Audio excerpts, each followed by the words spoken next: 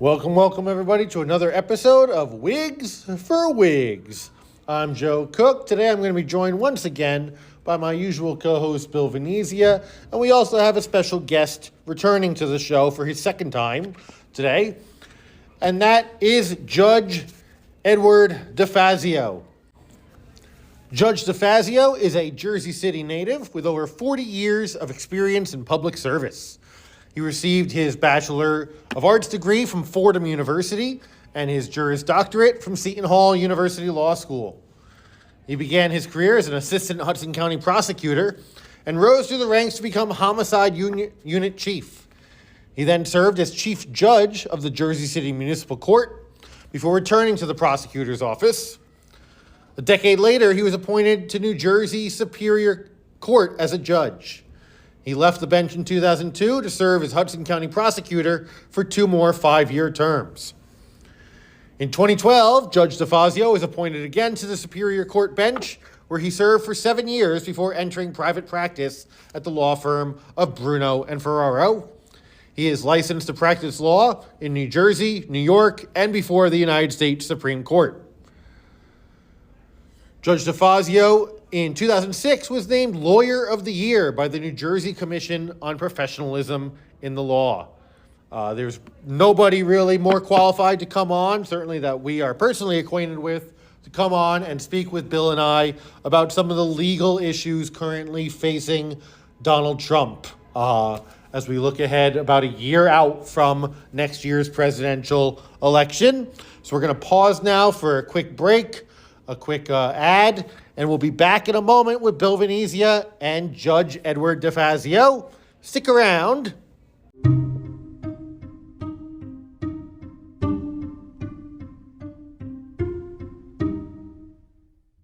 We have, as we said in our intro, a special guest here today, Judge Eddie DeFazio, to discuss some legal issues. If you tuned in last season on Wigs for Wigs, we had an episode when Judge DeFazio joined us, and we're happy to have him back again. So good morning, Bill and Judge DeFazio. Good morning, Joe. So, Joe, Ed and I were talking before we started, and it's, we're on a precipice of, Trump giving testimony against his attorney's best wishes today in a civil trial. He's what? He decided not to. He decided not to. Okay. Ed, what does that do for, is this now, do we move to summation? He was their final witness. Yes, in the normal course, that would mean that the summations should proceed, I would assume, today. Okay. All right. And after just in case anybody's listening to this at a future date, we're talking about the New York civil trial involving the Trump organization committing fraud in terms of their bookkeeping. That's the case that we're talking about here, where Trump had said he was going to testify today as this case is wrapping up, but just this morning announced he would not be. Sorry, Bill, I just wanted to clarify for anybody. No, glad, Joe, I bet I haven't looked at the papers or listened to anything on the news today. So that's interesting news. I mean, he talks a big game. I think he wanted to use it politically, but I don't think it would have helped him politically. What's he going to say? That, everybody does this all the time in real estate. So it's good that it's coming to an end. My question to Ed is, the next up is Georgia, and following Georgia which is in January, then in March, Jack Smith's January 6th case. Which of them is likely to basically be coming to fruition? Which one of these two things? And, do they have a chance to be, for these court cases to take place prior to the election? Well, is there a chance that they can take place prior to the election? The answer to that is certainly yes. Now, the sequence of these cases becomes, I think, a little more interesting I can't help but wonder whether the federal authorities and the state authorities in Georgia are discussing the scheduling of these cases, because needless to say, you can't have these two trials proceeding at the same time. So I think there are a lot of unknowns as we speak here today about when these trials are going to take place. I know that the other trial, the other federal trial with regard to the documents, I don't believe that even is on the docket for, I don't think the judge down there basically has, in Florida, has given that a timetable yet. I think that's the case. So we don't know when that is. And you're talking about a lot of documents that have to go back and forth. So I would assume that that's on the caboose of these trials. I think that's probably correct, Billy. But it's just very difficult at this point in time to predict when these cases are going to take place and in what sequence. Although I would think that the federal case concerning January 6th, I would think that would be the most likely case to start sooner rather than later. Yeah, that one is currently slated to start on March 4th of 2024, the January 6th case in Washington, D.C. And Judge Chutkan has seemed very determined to keep that date so far. She just issued a ruling the other day basically saying that all these attempts to delay are, I don't remember exactly the phrasing that she used, but that they're not practical, essentially, that it's to just plainly try to delay the trial till after the election has no basis in any kind of legal theory that he can't be tried while running for president of the United States, was essentially what her decision the other day. Well, that was about the immunity, that he claims he has immunity because he acted in the capacity of president. But the judge added on this bit about the delaying tactics of Trump's lawyers. Now, Ed, in a case like this, the case hasn't come to fruition yet, so it hasn't gone to trial. The ruling that was handed out that he has no immunity from prosecution, that the trial will move forward, he asked that the charges be dismissed. Now, is that something that's appealable? Can you appeal something that actually, like the case that this hasn't come to pass, this trial? Yes, that's an appellate issue. Yeah, so that there's a constitutional element to that, because he's saying he's immune because of his constitutional duty as president, and therefore it could go to the Supreme Court in theory. Yeah, I mean, there's an obvious argument to that. I mean, it's not within the purview of the presidency, to basically commit a crime. So I mean, other judges have commented on it. Now, I'm prejudiced, of course. What do you mean? When Richard Nixon said, when the president does something, that means it's not illegal. How did it work out for him? Actually, when you think about it, I mean, there was the same GOP. I mean, it didn't, they went to him. It even shook the underpinnings of one New Jersey congressman, Charlie Sandman, a Republican from South Jersey, who was a staunch Nixon ally. And, when he saw the preponderance of evidence, I think he went with those other congressmen to basically say, hey, listen, it's up. Now you have to basically resign, plain and simple, because the votes are in the House, they're in the Senate, you'd be impeached. So That was the end of Congressman Sandman's career because he lost the subsequent election Yeah, run for governor. Yeah.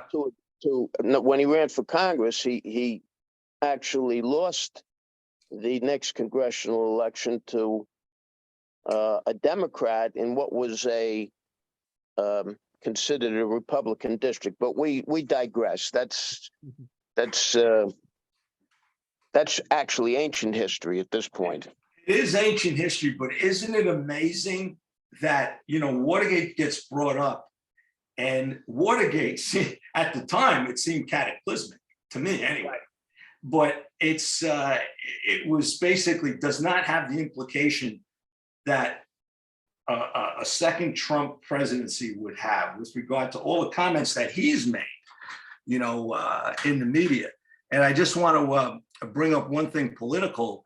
Robert Kagan in the Washington Post basically wrote a scathing editorial about it. Now, he made mention in that editorial, I read it, about, blue states could basically, bring up articles of secession, which prompted J.D. Vance of Ohio to write a letter to Merrick Garland of the DOJ stating that, I want him in the Washington Post investigated for insurrection. So this is where we are. It's I'm going to go a little off point here, but I think no, I didn't read the opinion piece by Kagan, but frankly, I think some of this talk that's coming from both the right and the left is quite frankly way off the mark, and is not doing anything to help advance the arguments, political arguments, and I'm a little frustrated. I'm a little frustrated, like I say, with some of these opinion pieces by people who are, of course, very intelligent, and I would hope could be a little more measured in their arguments.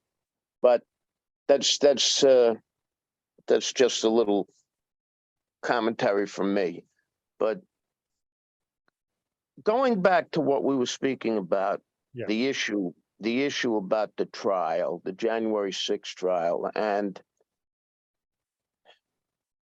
the appellate issues. Yeah. The issue about immunity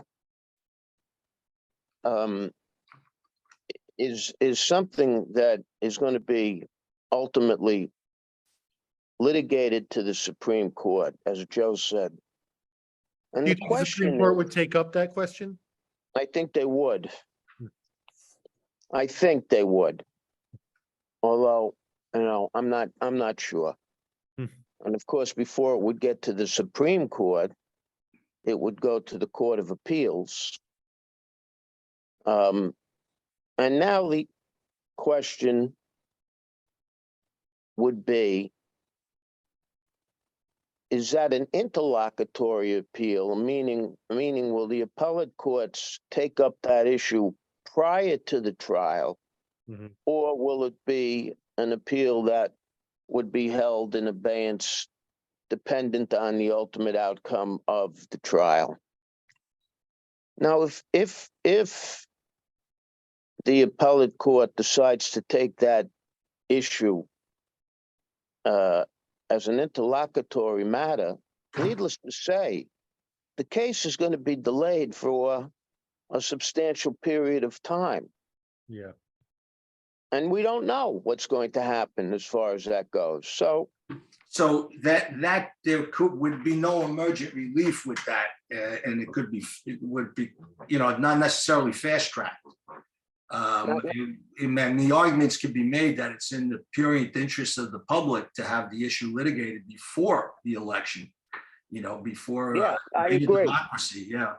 And I'm not saying the appellate courts would take that issue up as an interlocutory appeal. In fact, you make a good argument, Billy, that they would not, and that they'll say, well, let's wait and see what happens with the result of the trial. And if in fact Trump is found guilty, at that time, it's an appellate issue, and we'll address it then. It would, it does seem like that's the natural progression, that if in fact he is found guilty in that trial, then you appeal it to the Supreme Court. And I, as in Gore v. What was it? Gore v. Bush in 2000. Yes. That was taken up. Bush v. Gore. It was actually Bush v. Gore. Bush v. Gore. That was taken up almost immediately, because of, I guess, the implication of that election. I guess the state of Florida, those hanging chads. And that one really had no choice but to be resolved immediately, Right. because it was dealing with the dates of the inauguration coming up and everything. Had to be settled. I see, when you look at the implication for this, for the election, and you look at of the Democrats with regard to Biden's campaign, how it's not gaining any traction, even though there are a lot of things that, a lot of economic issues that seem to should be helping them and are not. You wonder if in fact Trump is convicted of a crime, will that shake his base? And I also wonder politically if in fact the $75 million pledged by the remaining Koch brother to fund Nikki Haley's campaign, if that, $75 million is a lot of dough. It's truthfully, that's going to be an interesting thing to see what transpires, in those early primaries. Let's put it that way. Is it a foregone conclusion that Trump is the party nominee, or can St. John the Baptist Christie, continue to basically do some damage to him? I think that's his raison d'etre, his reason to live. And I give him a lot of credit for it because, he doesn't seem to have any quit in him. And I'm wondering where his money's going. It's not coming from dollar donors. Let's put it that way. Every time he's on ABC, he pushes this website, and I've gotten phone texts from his campaign to donate $1 to his campaign. Well, part of that is the RNC's requirements to qualify for debates. You have to have a certain number of donors. Yeah, that's, yeah. I don't know. Are there any more debates left? I'm not sure of that. CNN is trying to schedule 2 more in Iowa and New Hampshire, but the Okay. RNC has not approved them yet. That'd be interesting. It does seem that the RNC is locked in. But I was surprised that they let the governor of Florida, DeSantis, debate Newsom. I think if anything, it hurt his chances. It didn't help his chances. Yeah, I didn't understand that. I didn't understand that either, Billy. Yeah. But as we were discussing before we went on air, the Wall Street Journal poll released yesterday showed that Nikki Haley is the strongest candidate against Biden, and that she's polling at 50%. Yeah. And a 50% polling number is impressive. And the smart move by the Republican Party as a whole would be to go with Nikki Haley, because frankly, I think she beats Joe Biden. And I agree. and and I'm going to say this: I think there are a number of Democrats and many independents who will take the bet on Nikki Haley and figure that we're ahead of the game. Well, The problem, and just I don't like to throw my hands up about this, but the problem is that the Trump supporters, all right, are beyond looking at things in a logical manner. That's it, pure and simple. And that's why it's not a foregone conclusion, but as we speak today, it looks like that hardcore support for Trump is not really eroding. No. And I don't think it's going to erode if these trials start. Well, it won't erode with this. What do you estimate his hardcore support at in terms of what the electorate is? Joe, what would you wager? The national electorate, not just the National electorate or Republican. just the GOP? National election. Well, I would say GOP because it's going to basically come down to that to get the nomination. What do you think his hardcore support is? What percentage? Within the GOP, I think it's probably between 40 and 45%. And what do you think nationally? Well, I'll let Joe answer the question first.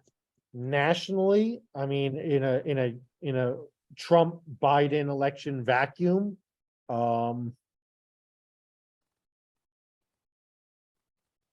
I think 40% of the national electorate would vote for him no matter what happens in these trials or anything. Okay. And now, Eddie, just to get back to your point with Nikki Haley, I agree with you that she would basically appeal to a lot of independents. She would appeal to a lot of Democrats, and I think she would appeal to suburban Republicans who forsook the GOP in the last few election cycles. I definitely think she's the strongest Republican candidate. It would win in a walk. I think I'd breathe a sigh of relief, for democracy, because I think her value system is in tune with democracy. I have to say though that if Mr. Koch is giving her campaign $75 million, he's going to expect a new tax bill that's going to basically help and resonate with him and his donors, the people who he would push to donate to her campaign. That's the only downside I see to it. I see it as I see America averting the cliff of authoritarianism, because I do think it's going to be a scary election and the most pivotal election of our lifetime. Let's put it that way. I agree with you. Yeah, I agree with you 100%, and I think that many of us now are thinking just like you said. The issue is really bigger than Democrat and Republican. The issue is, do we want to maintain our democracy as we know it, and not be subject to someone who clearly has not in his entire career played by the rules.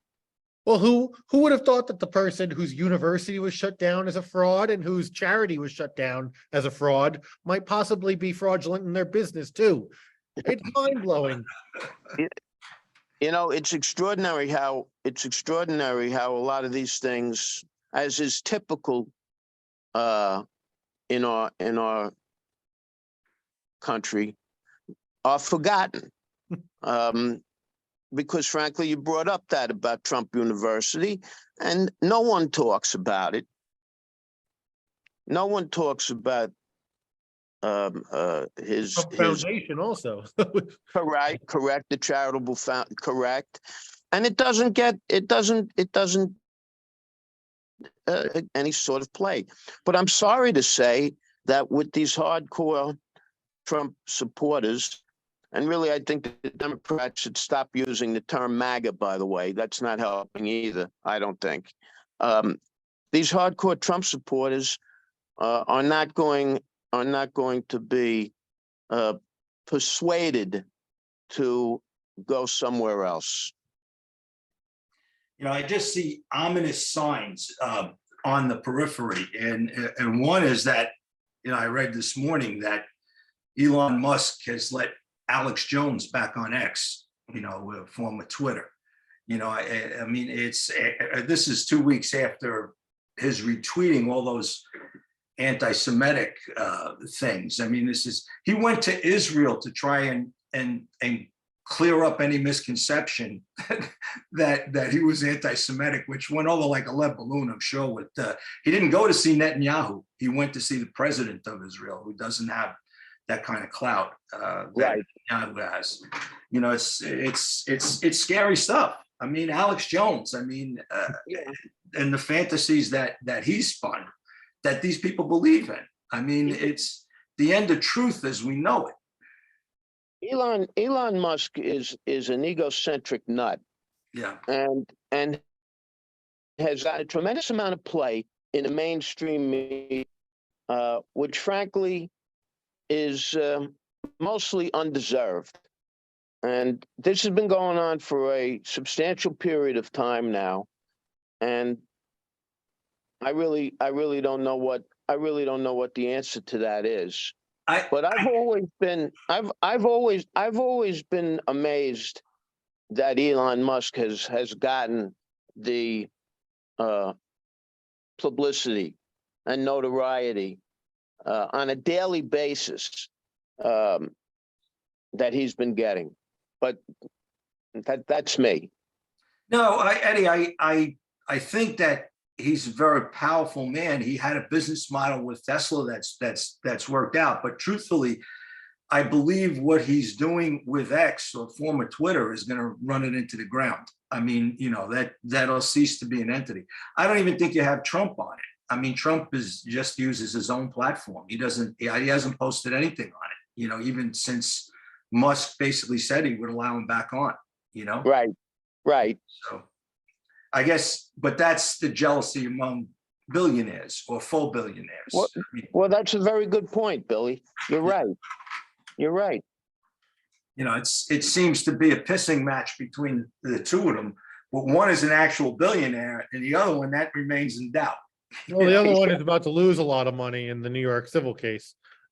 Yeah, I don't think his cash flow can afford that either, to be truthfully. Also, the political fallout to something like that, I think that's going to have to impact some of his base, and if not his base, independents.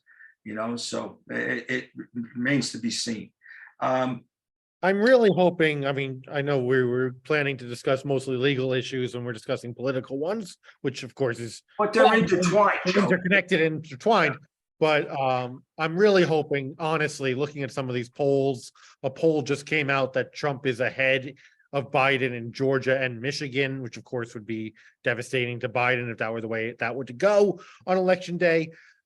That right now people are just not really engaged yet in the election. I mean, I have that, because like you said, so if it was somebody like Nikki Haley, and the biggest problem is something like a Coke-backed tax cut, then that's a policy difference between people on each side. But with Trump, we're talking about an existential crisis, really, as both of you kind of alluded to, about whether we still have a democracy or not. And that's quite a different thing to think that people in all these states are right now on board with ending American democracy as we've known it for 240 years because they would like their milk and eggs to be a little bit cheaper is too much for me to really comprehend and bear right now. Well, that's going to be the point, Joe. I kind of think that things will start to will clarify in the summer when it's a two-man race. Because I assume that the first debate will be held in the summer of 2024, if not a little bit before, maybe even in the spring. So as the choices whittle down, I do think that, voter positions are going to basically start to solidify. Well, I'm sorry. I know. I just want to add something too about the polling now. And we had discussed this earlier. these polls that are not including the third-party candidates, I'm not sure that they're entirely accurate as to what could happen. I know you and I were discussing prior to us going on air the situation in a state like Pennsylvania, and what the third party candidates might do in a state like Pennsylvania, and that, contrary to what a lot of people think, and I'm not speaking for you, Billy, but these third-party candidates can hurt Trump as much or more as they hurt Biden. And just on another subject that you brought up, and it got me thinking when you mentioned the debates in the summertime between the Democratic nominee and the Republican nominee. I can't help but be concerned about how President Biden is going to appear at debates. This has been a concern of mine for a while, and I think it's, in my opinion, it's a legitimate concern.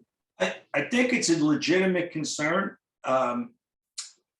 Because you have a man who would be 82 years old, number one. He is halting in his walking. Sometimes he has always been gaff-ridden, with saying the wrong thing at the wrong He's time. always been gaff-ridden, and he's always had a stutter, which is... Yeah. Right. Yeah, but I honestly believe when, I think that you're talking about a man who is approaching potential senility and a man who is basically insane. And I think that, who happens to be 3 years younger than this guy, who's grossly overweight, who no one's going to tell me that he's in peak condition, like that doctor that he basically, some doctor from Morristown, basically supposedly gave him a physical and pronounced him. And look, he's lost a ton of weight, according to his last physical. Yeah, I know what 215 looks like because I'm not far from that. I'm at about 210. And Donald Trump is not 215 pounds. Well, I'm the same height as Donald Trump, and I'm 230, so I know what that physique looks like. Yeah, I mean, I've seen him in that golf cart, and I got to tell you, he's wearing a nice spare tire around that waist underneath that golf shirt. But I think you're right that it is concerning what President Biden is going to look like at those debates. Perception is very powerful in elections.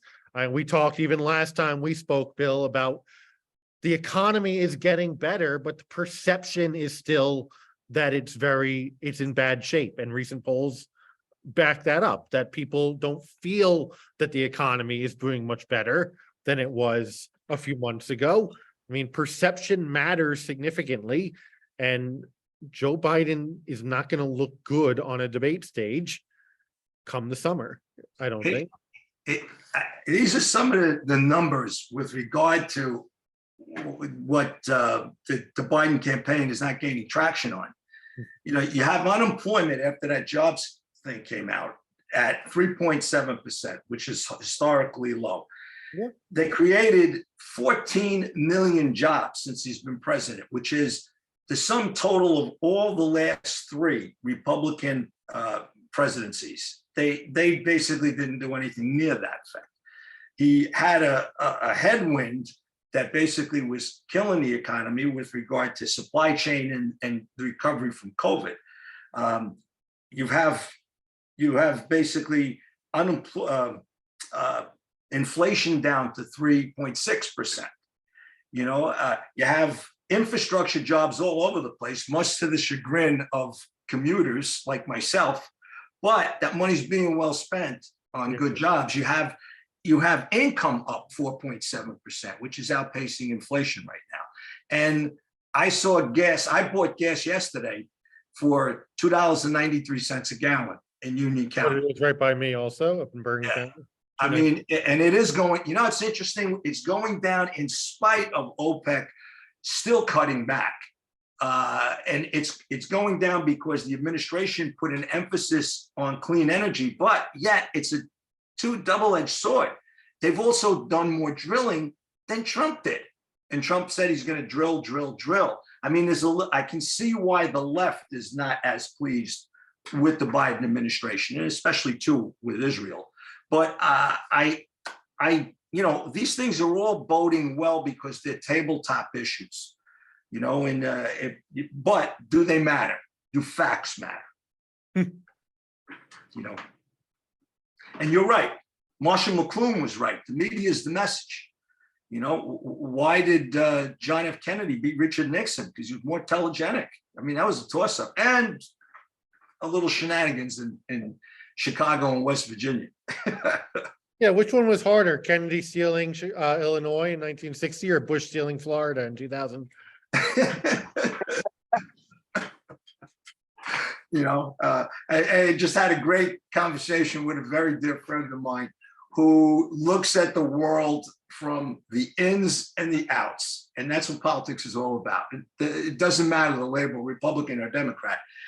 But he looks at the lessons he's learned in Hudson County politics, which I kept telling him yesterday, you can't transfer that. He goes, don't you think the dead still vote? And it's a national issue. Now, the Justice Department of Donald Trump found that not to be the case. And it was declared the cleanest election. But to a certain degree, Hudson County is not part of the union when it comes to that stuff. And I don't doubt that some voting fraud does go on. It certainly has in Hudson County. So, especially in my hometown, Jersey City, you know, the no election is ever done until the cemetery in North Arlington is basically heard from. But again, I'm looking forward to the 2024 election as a traditional conservative, who voted for John McCain and Mitt Romney, and but this is I don't see this, as we've said, as a policy election. It's really about democratic republicanism versus authoritarianism and which side you stand on. And the fact that it seems right now, again, I know polls a year out from an election are not accurate. They don't always tell us everything. Just ask President Ben Carson or President Hillary Clinton. But I mean, the idea that 45% of people right now are on board with, oh yeah, I would vote for the authoritarian because I think things were a little bit cheaper when he was president or whatever. The other guy's too old. Or the other guy who's 2 years older than him is too old is abhorrent to me as somebody. I think personally, and I want to get the judge's opinion on this. I think that Donald Trump should be disqualified based on the 14th Amendment. I know there have been cases brought about that. Yeah, there are. That's a very difficult legal question. You know, if you want to examine the legislative intent, clearly it was not aimed at a situation like Donald Trump on January 6th. It was really legislation, or an amendment that was passed because of the Civil War. Yeah, I mean, that's my area of expertise historically. I know that, Joe, I do appreciate that. I've got my Frederick Douglass and the Black Legislators of Reconstruction on today. So I don't think we can rely on the 14th Amendment argument to disqualify Trump. I thought it was interesting, though, that the judge in Colorado, in her ruling, said he engaged in an insurrection, but we're going to leave it up to the voters to decide if. Right. That was well. It was that was an interesting decision, I must say. To include that in the ruling is, I thought was, Yeah, Well, she opened the door to almost left ruling ground for appeal Yeah. on the leave him off the ballot side to say, well, the judge said he engaged in insurrection, therefore isn't the remedy for that to disqualify him from the ballot. but of course, to make a bold statement that he was involved in insurrection without ever affording. Right, never being tried for that, yeah. Correct. You see, so I mean, he's got an appeal built into that, that it was prejudicial. Right. Although the January 6th case, if it goes forward on schedule, again, we've talked a little bit about that might change. Would it be trying him for that, essentially? And if he's convicted, I mean, Chris Christie made this point the other day. I don't remember if he said it in the debate, but certainly with Dana Bash after the debate. If Donald Trump is convicted in the January 6th case prior to the election, he won't, I believe, have the right to vote in Florida as a convicted felon, and yet he'll be running for president of the United States. well, once again, Joe, we get into the situation about the appellate process. Yeah. That conviction isn't going to be a bar for him to vote until it goes through the entire appellate process. See, I wasn't sure how Florida operated on that question, so I appreciate you clarifying. Well, I'm not 100% sure how Florida operates either, but I would be confident saying that he would still be able to vote. The sad part about it is that whether he could vote or not in the election, I don't know how much effect that's going to have on his hardcore. I agree. It keeps going back to that, Joe. Yeah. You know, it does. And it's, you know, to just slightly digress, you know, what's a really scary proposition would be if Trump were to win the presidential election and the Republicans also controlled the Senate and the House of Representatives. And I think that this election for the House of Representatives that's coming up could be very crucial as to the course our country takes. And maybe I'm overstating it a little bit, but I would be very, very concerned if there was one party government in Washington. So I don't know what you guys think about that.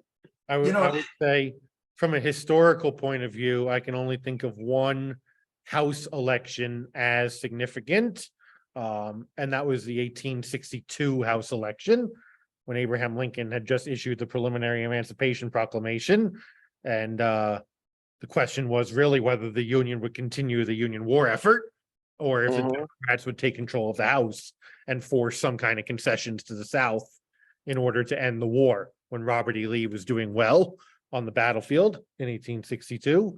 That one I often point to in history class as the most important House election in American history. And I think you're right that this one is approaching that bar. Well, you know, you think it'll be a winner-take-all situation. You know, I do think the House is going to flip back to the Democrats. It's trending that way, especially after Santos and the defections of the other two Republicans. Bill, you think if Donald Trump wins the presidential election, the House would still go Democratic? Yeah, I do. I think it would. I'm not sure about the Senate. I think the Senate might flip, but I have more confidence that the House revert back to being, it would be government in exile to a certain degree with if Trump basically got in.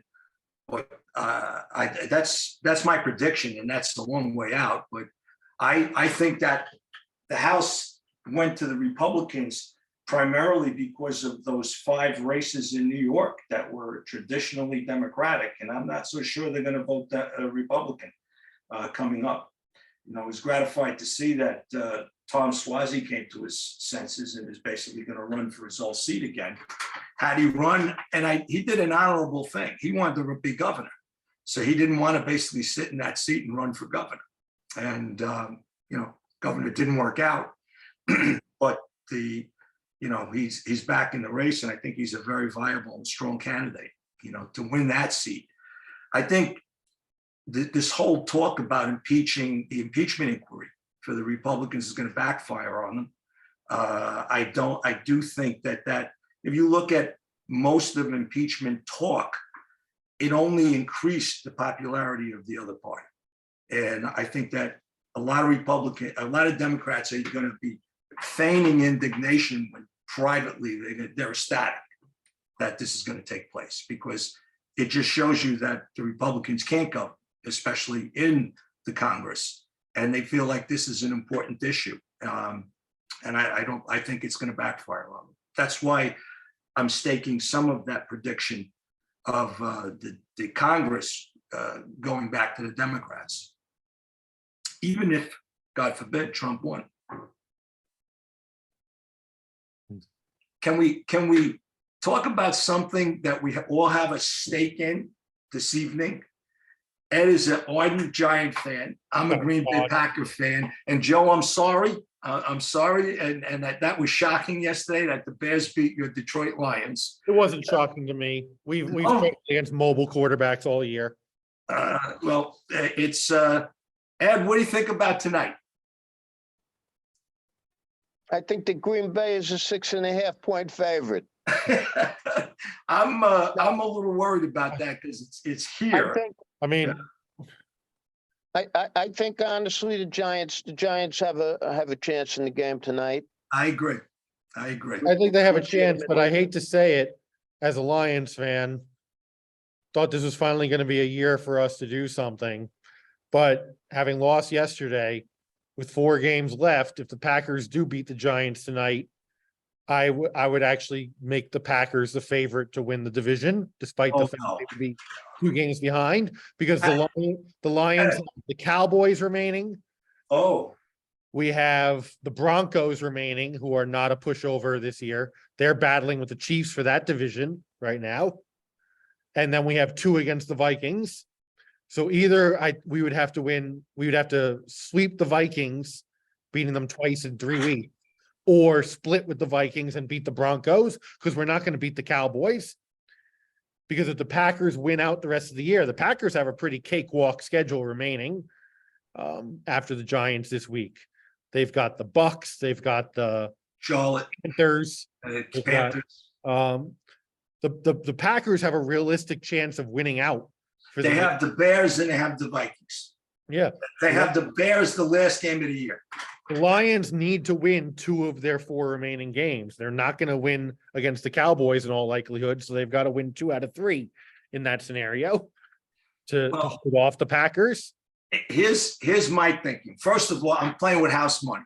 I'm ecstatic that at this point of the year, we're 6-6, the Green Bay Packers. I think that Love has improved, especially in the last 5 weeks, and that's important.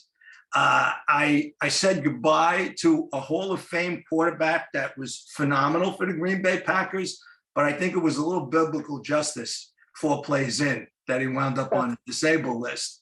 But the guy's a Hall of Famer, but I was happy that basically all the drama has left Green Bay, and we're a very young team. Well, another time we can talk about whether you think Aaron Rodgers is lying about what his injury was.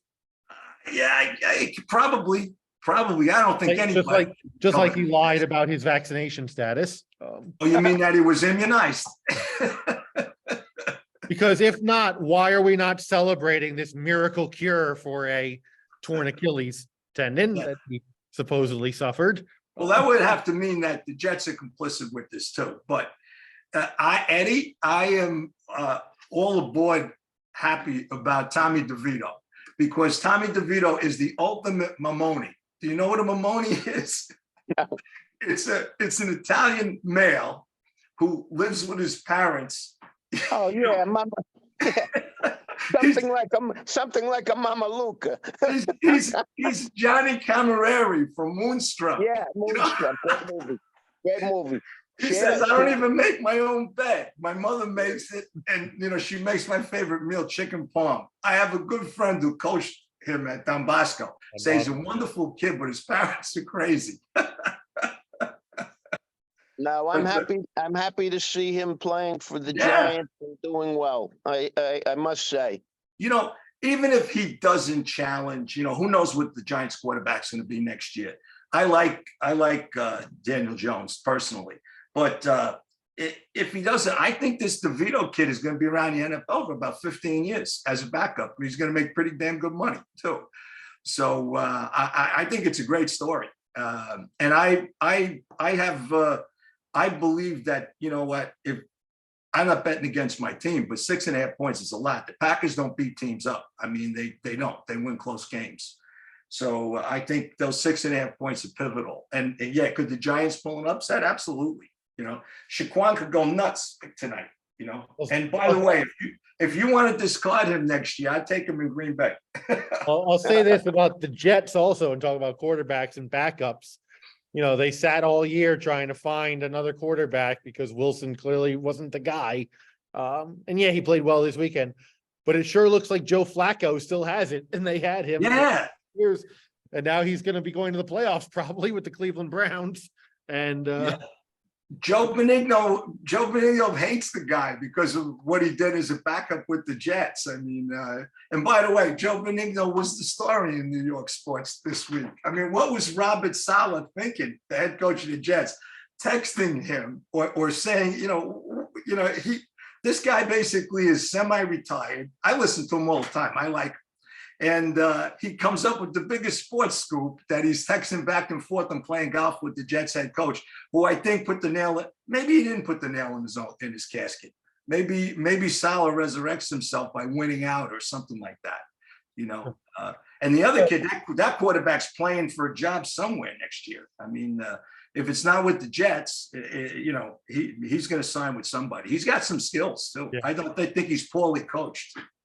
So let's enjoy the high drama of the NFL season these next few weeks. A little bit of a respite from the high drama of whether we'll still have a government in a year or whether our former president will be going to prison anytime soon.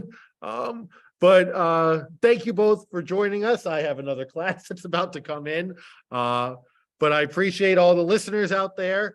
And we hope that you'll send us in your questions and your thoughts on what we've discussed today, and tune in again soon for another episode of Wigs for Wigs. Take care, everybody.